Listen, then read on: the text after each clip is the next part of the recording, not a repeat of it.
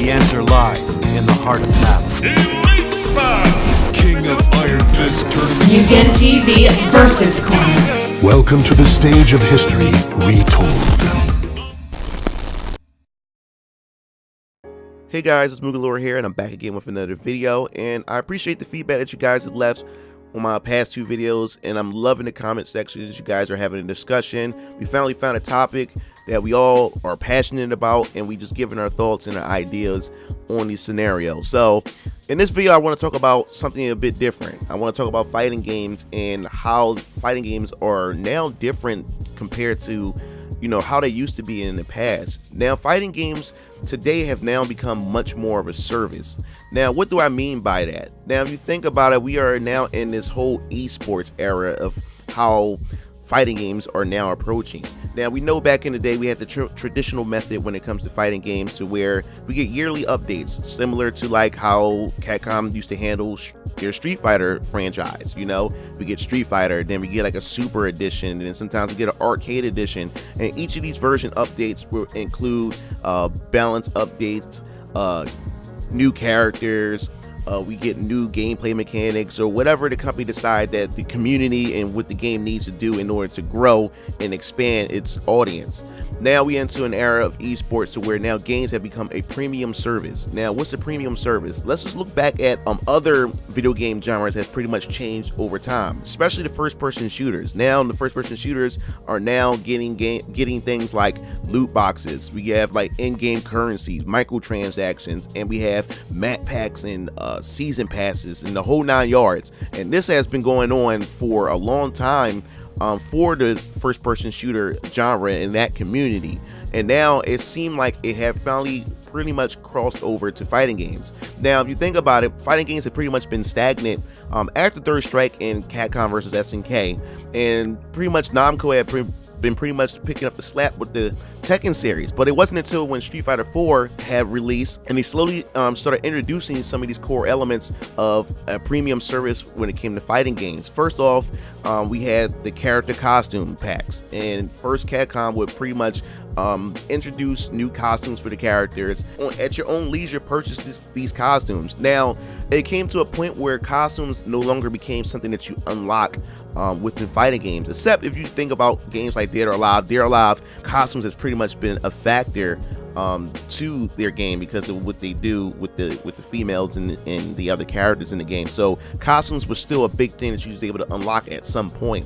But when it came to other fighters like Tekken and Street Fighter, we started seeing costumes become unlockable. They starting to lose their, you know, they weren't traditional anymore. It's you just go through the game and you unlock them and you put them on your favorite fighters. So they start releasing costume packs for characters, and then after that, the community at some point started getting tired of these yearly releases, especially the Capcom community with Street Fighter.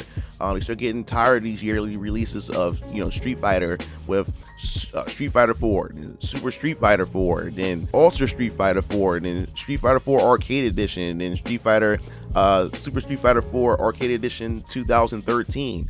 And fans started getting, I guess you could say, tired of this, and because people felt as though that Capcom is milking them for everything. And Capcom's excuse for this was they always want to make sure that everyone stays up to date with everything. And pretty much what these versions did is split the community at some point, is because if you don't own the same version of the game, you pretty much asked out. It forces gamers to make that leap over to the next version, you know, and they can't stick with the version that they have. So I guess you could say, in a way, they pretty much wanted to eliminate that situation. But before we get ahead of ourselves, I also want to state that even color palettes for fighting games, you know, where you be able to select different colors for your characters, that started becoming the purchasable items seen in games like Street Fighter Cross Tekken. And correct me if I'm wrong, because my lack of knowledge with Arc System games, but I believe the first BlazBlue game introduced purchasable palette swaps for characters as DLC as well. But I could be wrong. You can correct me in the comment section below.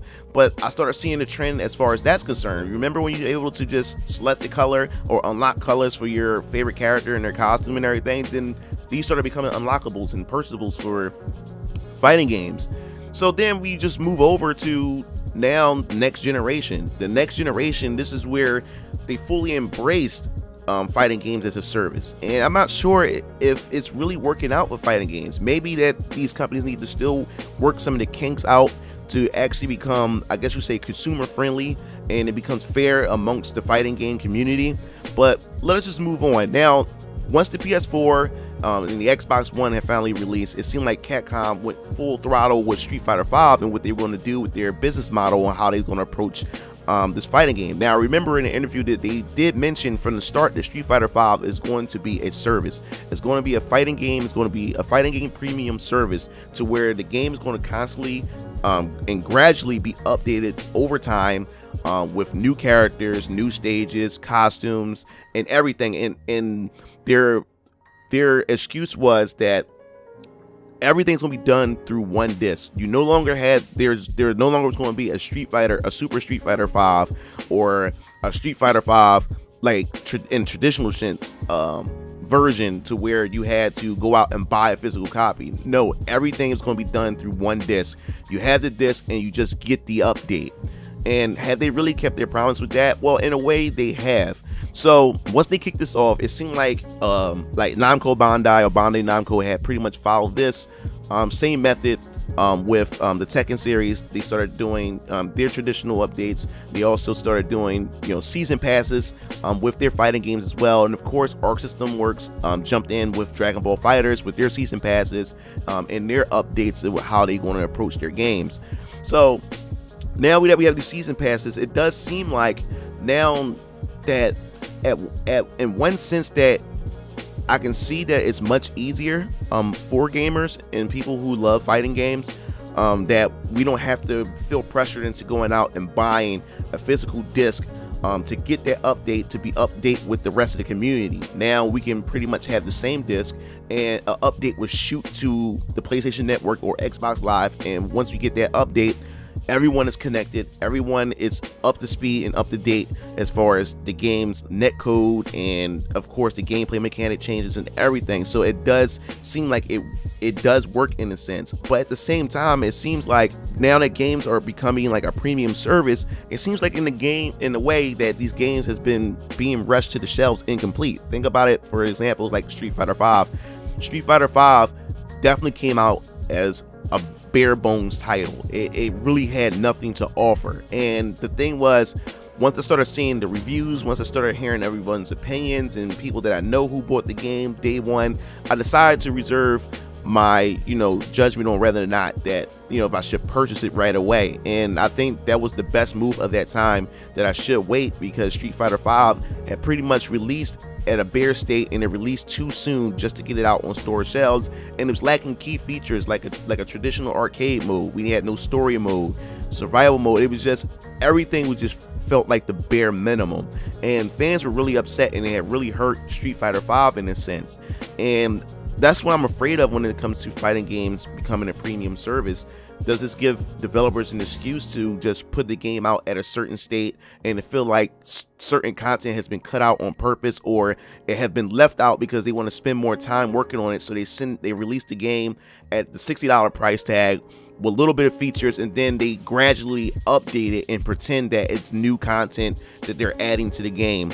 So if you think about it, now that Street Fighter V has been out for a while, and at the state that it's in now with Street Fighter V, now you also have advertisement being implemented in Street Fighter V, where you can sign on to get ads like attached to your character, which looks ridiculously, it looks really like sloppy and out of place and very lazy. But then when you add this feature into the game, you also get sponsored promotions between load screens. Now if you think about it for a second, this is just Capcom pretty much experimenting with this whole system and everything. But if you think about it, and can you imagine fighting games adopting this same method, where while you're waiting for your game to load, or while you're waiting for a match, you constantly getting sponsored ads. And now this is just sponsored ads from Capcom themselves. And if Tekken or other future fighting games start doing sponsored ads from their games, encouraging you to buy new costumes, or encouraging you to, buy these characters, get fight money, or whatever in-game currency that they have in their system. Can you imagine that? Now, can you imagine like companies jumping on board with this, like Evo or CEO or other companies that want to have their ads plastered in your face while you waiting for a match.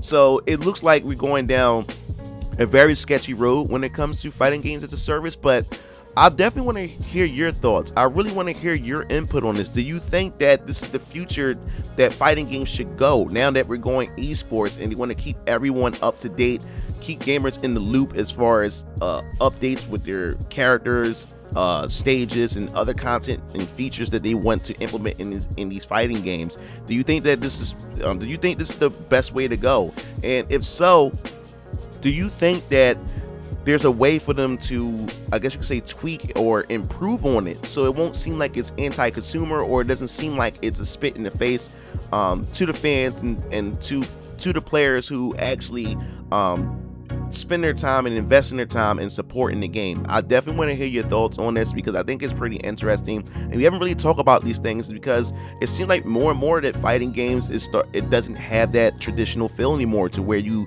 can traditionally unlock color palettes and costumes and unlocking characters in the traditional sense. Now that you can actually use in-game currency, or you can use real money to just unlock characters right away from the gate. So that's about it for this video. Definitely want to hear your thoughts. Make sure you hit that like button, share this video, pass it around, and hit the bell to be notified when I upload more videos in the future. This is Mugen Lord signing off.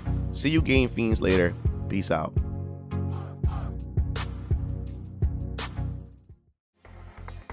It looks like you reached the end of the video.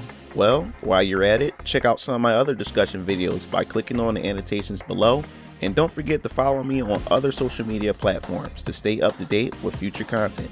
Signing off.